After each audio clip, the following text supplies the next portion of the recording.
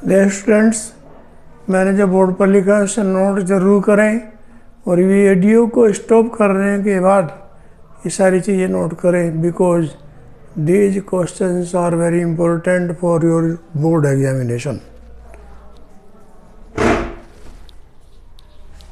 अब dear students, सबसे पहले तो मैं आपसे कहूँगा कि मेरी वीडियो को स्किप ना करें, क्योंकि it is very important for you. इसमें यूपी बोर्ड में 2026 में जो भी क्वेश्चंस आएंगे उनमें से कुछ मैं बता रहा हूँ। मेन रूप से इसमें है लिटरेचर और लेटर राइटिंग और आर्टिकल राइटिंग की बात। मेरे पास जो भी एक्सपीरियंस है, I have experience more than 36 years, इसलिए इस एक्सपीरियंस का मैं आपको लाभ देना चाहता हूँ। और जहाँ तक मैं पूरे विश्वास के साथ कह सकता हूँ कि जो क्वेश्चंस मैं आपको बताने जा रहा हूँ, इनमें से आपके बोर्ड एग्ज़ाम में, चाहे सीबीएसई के हों चाहे यूपी बोर्ड के हों, जो से भी एग्ज़ाम होंगे उनमें ये क्वेश्चन आपको आपके क्वेश्चन पेपर में ज़रूर मिलेंगे। ये मेरी एक तरह से गारंटी है। बस आप भरोसा रखें और देखें आपको कितना अच्छा लगेगा कि लिटरेचर के सभी क्वेश्चंस आप अपने पेपर में करके आएंगे। और आर्टिकल राइटिंग और लेटर या एप्लीकेशन राइटिंग, इसके बारे में आपको बताया है। लेकिन इससे पहले मैं आपको बताऊं कि जो सिनोनिम्स, होमोफोन्स, वन वर्ड और आपका एंटोनिम्स, ये सब इडियम्स, फ्रेज, ये जितने भी होते हैं, इनमें आप वर्ष 2020 से बाद के और 2024 से तक के, यानी 2020, 2021, 2022, 2023, 2024, स्पेशली यूपी बोर्ड के स्टूडेंट इस बात को ध्यान से सुने। मैं कह रहा हूं कि 2020 से लेकर 2024 तक जितने भी क्वेश्चंस आपके यूपी बोर्ड में पूछे गए हैं, उनमें से ही one word, idioms, phrases, synonyms, antonyms, homophones, ये सब आएंगे। अब मैं यहाँ पर बात कर रहा हूँ आज लिटरेचर की, और मैं आपसे रिक्वेस्ट करूँगा कि मेरे वीडियो को आप शेयर करें, लाइक करें और मेरी वीडियो पर कमेंट भी दें। और मैं कहूँगा कि मेरे चैनल को आप सब्सक्राइब करें, because this video is very important for you. अब आप देखें, जैसे पहले मैं बता दूं कि आपके पेपर में 4 सेक्शंस होते हैं। फर्स्ट सेक्शन में क्या आता है, यानी सेक्शन ए में अनसीन, सेक्शन बी में आता है लेटर राइटिंग और एप्लीकेशन राइटिंग, और सेक्शन बी में आता है आर्टिकल राइटिंग, सेक्शन सी में आती है सारी ग्रामर, और सेक्शन डी में आता है लिटरेचर। तो यहाँ पर हम बात कर रहे हैं सेक्शन डी की, लिटरेचर की। लिटरेचर में आपकी 2 बुक्स हैं, फ्लेमिंगो और दूसरी विस्टास। उन्हीं के क्वेश्चंस के बारे में आपको बता रहा हूँ, और लेटर राइटिंग और आर्टिकल राइटिंग के बारे में बता रहा हूँ। इन्हें अगर आप ध्यान से करेंगे तो you will get more than 75% marks in your examination. तो अब देखें, लिटरेचर की बात करें हम। लिटरेचर में से पहले अनसीन पैसेज की बात करें। अनसीन पैसेज में होता क्या है कि कोई भी पैसेज दिया होता है, उसके नीचे क्वेश्चंस होते हैं। आपको करना क्या है, जो पैसेज दिया होगा उसको आप ना पढ़ें, कोई फ़ायदा नहीं, that will B wastage of time. जो पैसेज के नीचे क्वेश्चंस दिए हैं उनको आप सोल्व करें। और करना क्या है, मान लीजिएगा आप ऊपर लिखा है पैसेज के ऊपर कि रीड द फॉलोइंग एक्सट्रैक्ट या passage and answer the questions that follows, यानी कॉम्प्रिहेंसिव क्वेश्चंस जो होंगे उनमें आपको करना है कि क्वेश्चन पढ़ें और ध्यान से देखें, जिस क्वेश्चन के वर्ड्स सबसे ज़्यादा जिस सेंटेंस में पैसेज मिल रहे हो, that will be the answer. यानी क्वेश्चन पढ़ें, क्वेश्चन के वर्ड्स ज़्यादा से ज़्यादा जिस भी लाइन में, जिस भी सेंटेंस में मिल रहे हैं पैसेज में, वही उसका आंसर होगा। इतनी सी बात इसमें होती है, फालतू और कुछ होता भी नहीं है। अब हम बात करें लिटरेचर की। लिटरेचर में आपकी 2 बुक्स हैं, एक तो है फ्लेमिंगो और दूसरी आपकी विस्टास। तो फ्लेमिंगो में जितने भी लेसन हैं उनमें से जो मैं बता रहा हूँ, 3 लेसन्स आर वेरी इम्पोर्टेंट। जैसे आता क्या पेपर में बताया था, 1 वर्ड भी आते हैं, ईडियम्स आते हैं, सिनोनिम्स, एंटोनिम्स और होमोफोन्स ये आते हैं। लेकिन अब हम फ्लेमिंगो में पोएट्री की बात करेंगे। पोएट्री में शुरू के 3 लेसन यानी 3 poem are very very important. इनमें से आ जाएंगे, क्योंकि होता क्या है कि 3 सेंट्रल आइडिया आपको दिए जाते हैं और कहते हैं give central idea on any one of the following. तो इनमें से शुरू की जो 3 पोएम्स हैं, एक पोएम जरूर मिलेगी, यानी माई मदर एट 66, एक पोएम तो यह है। दूसरी पोएम कीपिंग क्वाइट और तीसरी पोएम है ए थिंग ऑफ ब्यूटी। ये तीनों पोएम अगर आप ध्यान से पढ़ेंगे तो इन्हीं में से स्टैंजा देकर क्वेश्चन पूछे जाएंगे, इनमें से आपका सेंट्रल आइडिया आएगा और इस तरह से आपके 2 क्वेश्चंस आराम से सोल्व कर देंगे। अब आए प्रोज में, यानी फ्लेमिंगो प्रोज का पार्ट भी होता है। प्रोज में भी एक तो लेसन है द लास्ट लेसन, ये बहुत इम्पोर्टेंट है। फिर डीप वाटर, फिर इसके बाद तीसरा इंडिगो और चौथा लेसन है पोएट्स एंड पेनकेक्स। यानी इनमें क्या है इसे बताया है। लास्ट लेसन में क्या है कि लैंग्वेज के बारे में बताया है कि the language of our country is very important. चाहे कोई भी देश हो उसकी लैंग्वेज इंपॉर्टेंट होती है, यही इसमें बताया है। डीप वाटर में बताया है कि अगर हम किसी कारण से पानी में डूब जाए तो कैसे बाहर निकलें। और इंडिगो में बताया है खेती के बारे में कि गांधी जी ने किस तरह से चंपारण के लोगों की मदद की और उनकी जो खेती थी उनको सरकार की तरफ से मदद मिलनी शुरू हो गई। फिर इसके बाद पोएट्स एंड पेनकेक्स, इसमें बताया है कि गरीब लोग हैं, सीमापुरी में रहते हैं और उनके बच्चे कूड़ा बीनते हैं और उस कूड़े में जो पैसे मिल जाते हैं उनके लिए कॉइन ऑफ गोल्ड सोट के समान होता है, यानी कॉइन्स ऑफ गोल्ड होता है। फिर इसके बाद हम देखें विस्टास में, विस्टास के जो लेसन हैं वो भी 2 lesson are the most important, 2 lessons are important है। द टाइगर्स किंग, यानी टाइगर किंग के बारे में बताएंगे, और एक द एनिमी। ये 2 लेसन इम्पोर्टेंट है। करिए आप ध्यान से, लगन से पढ़िए, ज़्यादा करने की ज़रूरत नहीं है। इनमें से ही इन लेसन का कोई भी क्वेश्चन अगर आ जाए, जैसे आपका फ्लेमिंगो में, विस्टास में या पोएट्री में, तो जो भी आप लेसन के बारे में जानते हैं उसी को लिख दे, that will be the long question. और शॉर्ट क्वेश्चन में क्या करें, शॉर्ट क्वेश्चन भी इन्हीं लेसन्स के आने हैं। लेसन का क्वेश्चन ध्यान से पढ़ें, फिर उसका आपका आंसर देना है। और इन लेसन यानी ख़ासतौर से फ्लेमिंगो के प्रोज लेसन और दूसरी बुक इसके विस्टास के क्वेश्चंस इम्पोर्टेंट हैं।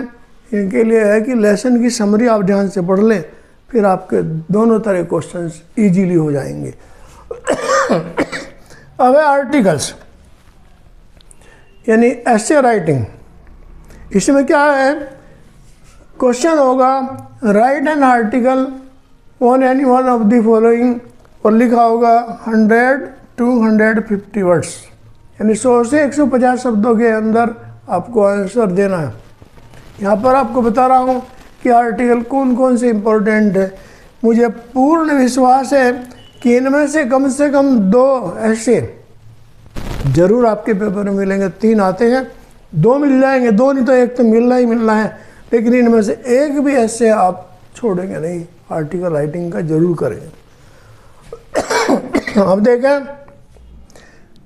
फर्स्ट आर्टिकल क्या है, प्राइस राइजिंग, यानी हमारे देश में कीमत बढ़ रही है, महंगाई हो रही है, इसके बारे में आपको लिखना है। डोगरी सिस्टम, दहेज प्रथा, हम देख रहे हैं कि गर्ल्स की भ्रूण हत्या हो जाती है, कारण यही है कि दहेज में देना पड़ता है। फिर दूसरा कि जो दहेज के लोभी हैं उनको किस तरह से हमें टैकल करना चाहिए और ये समस्या इतनी बड़ी क्यों हो रही है, इसके बारे में ही लिखना है। प्रॉब्लम ऑफ एम्प्लॉयमेंट यानी बेरोजगारी की समस्या, यानी बेरोजगार हम बहुत ज़्यादा हो रहे हैं, तो क्यों हो रहे हैं इसका कारण हमें बताना है। फिर इसका एक सजेशन भी देना है कि कैसे बेरोजगारी दूर हो। फिर नेक्स्ट है पॉल्यूशन, यानी air pollution, water pollution, sound pollution. ये 3 पॉल्यूशन सबसे ज़्यादा होते हैं। इनके बारे में इसमें यहाँ पर बताना है कि ये क्यों है और इसका किस तरह से पॉल्यूशन को हम रोकें, ये इसमें बताना है। फिर नेक्स्ट है करप्शन इन इंडिया, भारत में भ्रष्टाचार, यानी रिश्वतखोरी बहुत चल रही है, चाहे पॉलिटिकल लेवल पर हो, चाहे आपके जो अफसरशाही हैं, नौकरशाह हैं, उनकी बात हो, या बड़े अधिकारी बहुत अधिक रिश्वत ले रहे हो, तो इसके बारे में आपको लिखना है और फिर यही बताना है कि इसको हम कैसे रोकें। फिर है ऑपरेशन सिंदूर। इन ऑपरेशन सिंदूर में क्या है, अभी पिछले वर्ष 2025 मई में भारत और पाकिस्तान की लड़ाई हुई थी, जिसमें जब कश्मीर में कितने लोगों को मार दिया गया था, पहलगांव में 27 लोगों से भी अधिक मारे गए थे, उनका बदला लेने के लिए हमने पाकिस्तान के आतंकवादी अड्डों पर हमला किया था। ऑपरेशन सिंदूर में यही सारी बातें लिखनी है। फिर हम देख रहे हैं मोबाइल, यानी mobile has become a part of our life, लेकिन इसमें यूज कितना है, मिसयूज कितना है, इससे क्राइम कितना बढ़ रहा है, इसको हम कैसे यूज करें, ये बताना है। फिर नेक्स्ट है साइंस। साइंस का इससे मोस्ट इम्पोर्टेंट, चाहे वो कंप्यूटर के रूप में पूछे चाहे कैसे ही पूछे, साइंस का ऐसे पूछा जरूर जाएगा, यानी साइंस का आर्टिकल जरूर पूछा जाएगा। इसको सबसे पहले इसी हिस्से को आप तैयार करें, आर्टिकल साइंस का जरूर आपको याद होना चाहिए। फिर यूनिटी ऑफ इंडिया, भारत की एकता, यानी हम क्या देखते हैं, अलग अलग संप्रदाय, अलग अलग जातियाँ हैं और हमारे प्रदेश में अलग अलग प्रदेश में अलग अलग भाषाएं बोली जाती हैं, अलग अलग वाणी है, अलग अलग रहन सहन, खान पान, यहाँ तक रीति रिवाज भी अलग हैं। तो भारत की यूनिटी के बारे में आपको बताना है। फिर एनी बुक, कोई भी फेवरेट बुक आपकी जिसके बारे में हम अच्छी तरह से लिख सकें, उसके बारे में लिखना है। जैसे अधिकतर धार्मिक बुक्स, धार्मिक किताबें होती हैं, जैसे रामायण, बाइबिल, महाभारत, ये बुक्स बहुत इम्पोर्टेंट है। इनमें से किसी एक बुक को जिसके बारे में आप सबसे अधिक जानते हो उसके बारे में लिखना है। लिखने केवल कितने 100 to 150 वर्ड्स, वो कंप्लीट हो जाएंगे। फिर अब नेक्स्ट हम आए लेटर राइटिंग। लेटर राइटिंग यानी ये जो आर्टिकल राइटिंग और लेटर राइटिंग, ये दोनों सेक्शन बी में आएंगे। सेक्शन बी में 2 क्वेश्चंस होंगे और इनको हमें अच्छी तरह से याद करना है, तैयार करना है, क्योंकि ज़्यादा इनमें कुछ नहीं करना, ध्यान से थोड़ा थोड़ा सोचें, थोड़ा थोड़ा लिखें, इस तरह से आराम से, क्योंकि लेटर राइटिंग में तो केवल 1 पेज के लगभग ही लिखा जाता है और आर्टिकल राइटिंग में भी लगभग इतना लिखा जाता है। तो लेटर राइटिंग में सबसे ज़्यादा important to the editor, editor को कोई भी प्रॉब्लम बताना, जैसे इलेक्ट्रिक सप्लाई हो या पॉल्यूशन हो या देश में कोई किसी तरह की चोरी या छीना चोरी हो रही है, उसके बारे में लिखना है। फिर इसके बाद फी कंसेशन, ये एप्लीकेशन है प्रिंसिपल के लिए कि अपने प्रधानाचार्य को एप्लीकेशन लिखें कि you are unable to pay your fee, और इसमें आगे फिर उनसे रिक्वेस्ट करें कि please give me fee concession in my fee.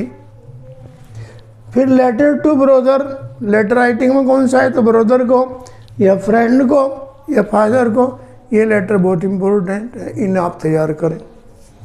फिर इसके बाद है कंप्लेन ऑफ पावर सप्लाई, जैसे बताया अलग से इसका क्वेश्चन आ सकता है, लेकिन अधिकतर ये या तो किसी ऑफिसर को हम लिखेंगे, टू द डीएम वगैरह को, या फिर to the executive engineer of electric supply of your locality, इसमें लिखना है कि हमारी इलेक्ट्रिक सप्लाई ना होने से कितने हमारे पास हमें डिस्टर्ब हो रहा है।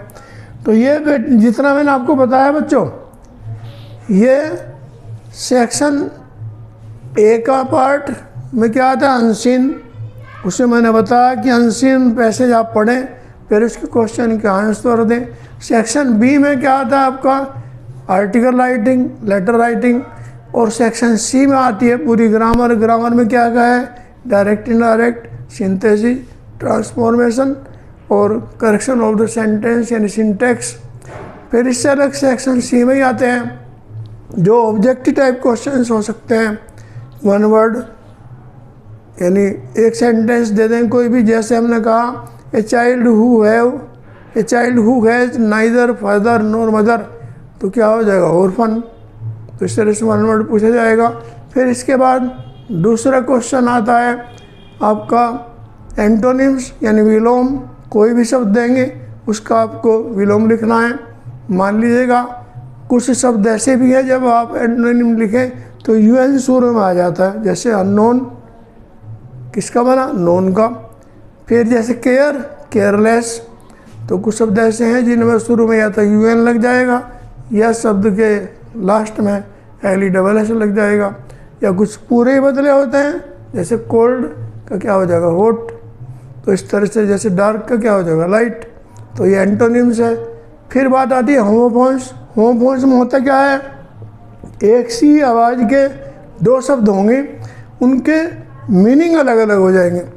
जैसे हमने लिया वर्ड है फेयर, FAIR, फिर FARE। तो इन दोनों के यूज लिखने हैं आपको, मीनिंग नहीं लिखना। यानी क्या दिया होगा, गिव होमोफोन्स, और फिर इसके बाद दो वर्ड्स दिए होंगे, दोनों वर्ड्स एक से उच्चारण के होंगे। जैसा भी बताया फेयर, FARE, फिर FAIR। तो दोनों का यूज करना है। जैसे मान लिया एक का क्या है, the fair of the train is not much, fair यानी ट्रेन का किराया ज़्यादा नहीं है। फिर दूसरा फेयर का मतलब होता आपका मेला, जैसे आई go to C a fair. फिर इसी तरह से यहाँ पर आप देखेंगे कि होमोफोन्स की बात आएगी, फिर एंटोनिम्स की बता दी। फिर इसके बाद नंबर है कि वन वर्ड का, ये भी आपको बता दिया। तो synonyms, antonyms, homophones, one word. अब बात रहेगी सिनोनिम की। सिनोनिम में क्या आता है, इंग्लिश टू इंग्लिश।